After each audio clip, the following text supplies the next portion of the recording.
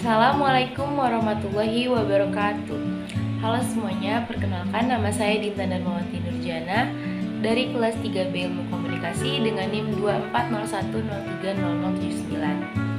Di sini saya ingin menjelaskan terkait komunikasi massa. Jadi saya membaca beberapa pemahaman dari definisi komunikasi massa menurut para ahli. Jadi saya ingin menyebutkan satu dari pengertian Bittner, yaitu komunikasi massa adalah pesan yang disampaikan melalui media massa kepada halayak umum atau halayak dengan sejumlah banyak orang. Jadi menurut Elizabeth Neil Neumann juga menyebutkan bahwa ada 4 pokok dalam komunikasi massa. Yang pertama itu komunikasi massa bersifat tidak langsung, artinya komunikasi massa ini melalui media massa seperti koran gitu atau berita-berita di TV. Terus komunikasi massa bersifat satu arah, artinya komunikasi massa ini nggak ada feedbacknya teman-teman, atau feedbacknya itu delay. Terus komunikasinya bersifat terbuka di sini maksudnya tersebar luas kemanapun itu dan ke siapapun. Terus yang terakhir memiliki publik yang secara geografis itu tersebar. Ini maksudnya tersebar ke beberapa wilayah atau ke beberapa negara atau di dunia ini. Selanjutnya ada juga fungsi komunikasi massa yang paling populer yang tercantum di Undang-Undang Nomor 40 tahun 1999 tentang pers.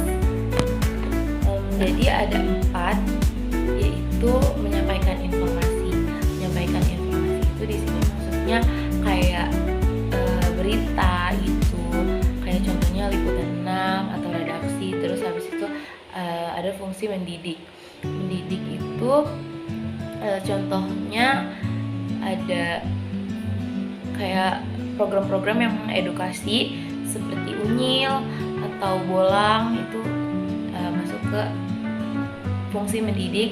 Terus selanjutnya ada menghibur. Fungsi menghibur ini kayak ada sinetron atau yang lawakan-lawakan komedi gitu.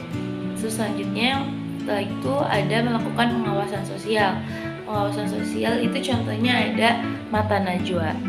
Nah teman-teman, ada juga efek komunikasi massa menurut Onong Uciana Effendi 2006. Jadi efek komunikasi massa itu di sini ada 3. Ada efek kognitif atau efek pengetahuan yang ngebuat kita tuh jadi tahu nih, misalkan ada berita yang menyiarkan tentang kayak begal gitu. Terus habis itu ada efek afektifnya. Efek afektif ini perasaan dan emosi. Itu yang ngebuat kayak dari berita begal itu kita jadi ngerasa takut atau ya takut lah gitu. Terus habis itu ada efek konatif atau behavioral yang termasuk perilaku atau sikap kita. Jadi kita dari berita yang begal tadi itu kita jadi tahu, terus habis itu kita jadi ngerasa ada takut sama berita itu. Terus kita jadi waspada untuk kayak pulangnya nggak malam atau kita lebih berhati-hati lagi.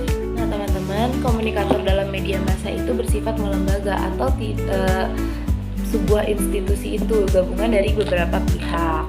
Dalam komunikasi massa terdapat juga quotes and content. Quotes di sini itu adalah simbol yang digunakan untuk menyampaikan pesan komunikasi. Contohnya kayak gitu. Lalu konten itu isi dari makna dari sebuah pesan yang bersifat informasi. Simpelnya itu kalau misal di Instagram itu ada foto dan juga ada captionnya. Juga gatekeeper ini yang berfungsi untuk menyaring berita ini tuh layak atau tidak untuk dipublish. Adapun regulator yang fungsinya itu dia mengontrol atau membina komunikasi massa yang bertindak di luar institusi media dan memastikan media itu beroperasi sesuai dengan hukum atau etika yang berlaku atau tidak. Lanjut, komunikasi massa juga memiliki etika. Yang pertama itu tanggung jawab, kebebasan pers, masalah etis, terus ketetapan dan inklusivitas, lalu ada juga tindakan adil untuk semua orang. Ada juga hambatan dalam komunikasi massa. Ada dua hambatan, ada hambatan psikologis sama hambatan sosiokultural. Hambatan psikologis itu ada kayak perbedaan kepentingan atau interest, terus prasangka terhadap berita itu, terus habis itu stereotype dan juga motivasi. Sedangkan hambatan sosiokultural itu berupa aneka etnik, terus beragam perbedaan norma sosial, kurang mampu bahasa Indonesia, faktor semantik, terus pendidikan yang belum rata, sama hambatan mekanis. Terdapat juga kelebihan dan kekurangan komunikasi massa. Komunikasi massa itu jangkauannya luas, terus intensitasnya tuh bervariasi atau tergantung isi materinya itu menarik atau enggak. Terus juga interaktif, tidak terjadi dalam konteks komunikasi yang baik, tapi itu biayanya juga tinggi, teman-teman. Dan juga ketetapannya itu tergantung ketetapan waktu. Komunikasi massa memiliki dua model. Yang pertama itu model komunikasi satu tahap atau one step flow communication. Model ini itu pengembangan model jarum suntik, yang mana pesannya itu langsung disampaikan atau disalurkan melalui media massa dan langsung ditunjukkan kepada komunikan tanpa melalui perantara.